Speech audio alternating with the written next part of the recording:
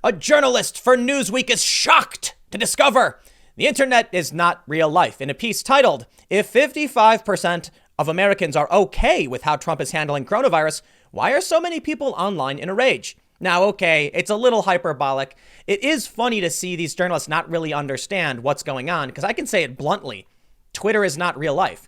It's a bunch of people screeching for internet points. Have you seen these insane videos of people licking toilets? That's Twitter. It doesn't matter if they're talking politics. It doesn't matter if they're licking toilets. They're doing the exact same thing. In fact, many of the tweets highlighted in this Newsweek segment, in this article, are the toilet licking equivalent of politics. So I'd like you all to remember that when these young people go around licking toilets and you go on Twitter and engage in the toilet licking with other people, it's the same thing as far as anyone else is concerned, because regular Americans are worried about how they're going to put food on their tables. They're not paying attention to this.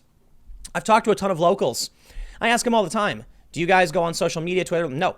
It's a separate reality of the most hyperactive people who are trying to get attention from you. Just like the title of this video. Welcome to How the Internet Works. Kelly writes, a new poll shows that more than half of American citizens are pleased at the way President Donald Trump is handling COVID-19 precautions. But the 43% of Americans that disapprove of Trump's plan are loudly bashing his ideas, even going across party lines. The finding of the survey by ABC and Ipsos shows 55% of Americans are confident in Trump's response. As of March 19th, as of March 19th, just a week ago, the same survey held only a 43% approval rating. A similar correlation is apparent in the growth of fear. While 1 week ago, 66% of those surveyed were fearful in the wake of the virus, the number jumped to 79% on Thursday. In some cases, it appears the thick line between Republican and Democrat beliefs have been blurred due to the fast-spreading novel coronavirus. And and it just goes on to explain what it is. Trump has already begun to enact a variety of plans that apparently aim to put the American family first.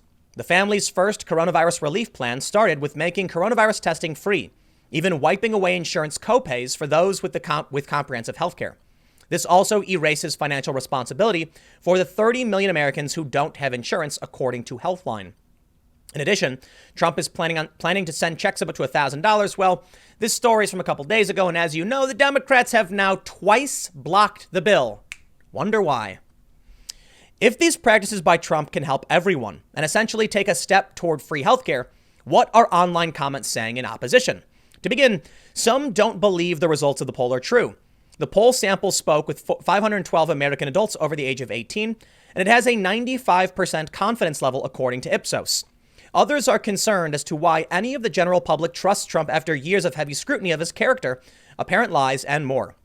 First, people don't believe the poll results are true. That's because they live in this magical realm called the internet and they're blind. Let me just make it clear. In the real world, people don't tweet.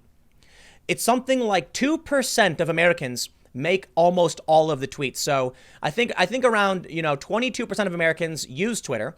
And of those, 80% don't actively tweet. They just read what other people are saying. And they're the smart ones. They're the ones sitting back watching everyone lick toilet seats.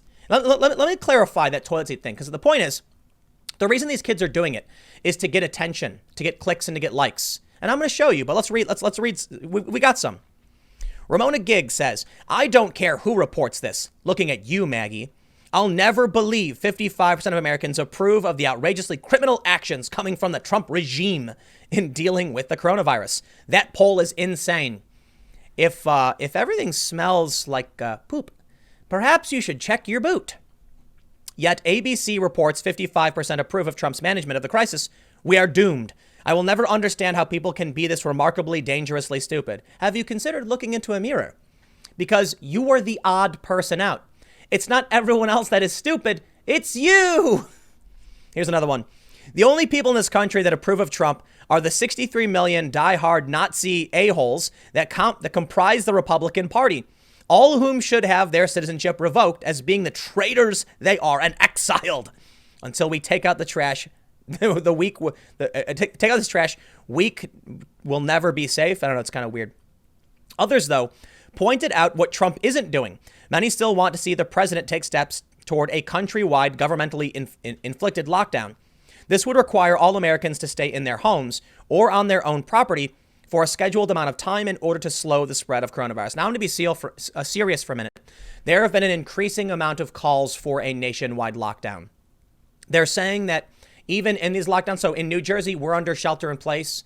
We can still go outside. They told us if you need essentials, go to the stores will remain open if you need food. So you don't need to be hoarding anything. But let me just say we are closer than ever to, to the point of no return, I guess. I'm not saying we're close to it. I'm just saying we're closer than we've ever been. So please take it seriously and consider getting supplies because a nationwide lockdown is going to affect everybody and not every state is locked down for now.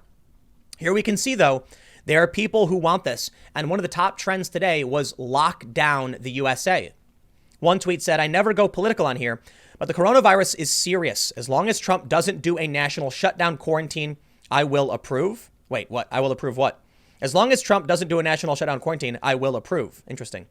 I keep seeing all my locals throw parties. I live in such a privileged town. These people don't care about anyone but themselves, and they're the reason this is still happening. Can Trump please just quarantine America so this can be over quicker? This person said, Trump seems to think this whole thing is just going to end. It's not. You need to shut things down. It's not going to be popular. And yes, it will slow the economy. But if you do nothing, it will only get worse. And we'll still have to quarantine and the economy will still be hurt. She writes, people would be allowed to leave for immediate needs only, like pharmacy pickups and grocery shopping. Some places have already begun to enact this locally, like Oak Park, a Chicago adjacent town. New York City Governor Andrew Cuomo, also apparently considered a citywide lockdown for New York called shelter in place order. No, I'm pretty sure New York is already doing this. This was a few days ago. The isolation tactic was used in Wuhan. Yeah, we get it. So here's what I find absolutely, cute about this story. I'm not going to drag the journalist. I've seen a lot of people dragging her, acting like she's totally clueless. And it is funny to see these journalists don't really understand what's going on. And I guess many people on Twitter don't either. It's not the real world. It's a lot of people just pretending for the sake of getting internet points. I don't think you needed to write an article. I don't think you needed to write an article about it for one very important reason. The only people who can see the social media posts are the people on social media. So I guess maybe this is her attempt to try and grab them by the shoulders and shake them and tell them to wake up. But regular people aren't paying attention to this. So the more that people act like what the Twitterati says is relevant, the worse off they will do politically. And it's no surprise then the Democrats going after the youth vote have been chased into a corner that makes literally no sense. And now, as of today, twice, yesterday and today, they have voted down the emergency package. So go ahead and go on Twitter and look at what all the morons are hooting about, and then go to an actual American home and see people are really, really worried about this. They're not just worried about the virus. They're worried about the economy. These people don't have jobs. And now I will show you what fake reality looks like. See, on Twitter, all of the crazies have popped up and started screeching at the top of their lungs while regular people go mind their business. This guy said, since self-isolation is bad for corporate profits, the Wall Street Journal recently called for an end to the already too limited, too delayed health measures taken versus the virus. Trump is now entertaining their advice. The rich don't care if we die. I can't say I'm surprised by someone who says he's the author of Red State Revolt, the teachers' strike wave, and working class politics. He seems probably like he's a democratic socialist or far leftist who doesn't understand how economics works.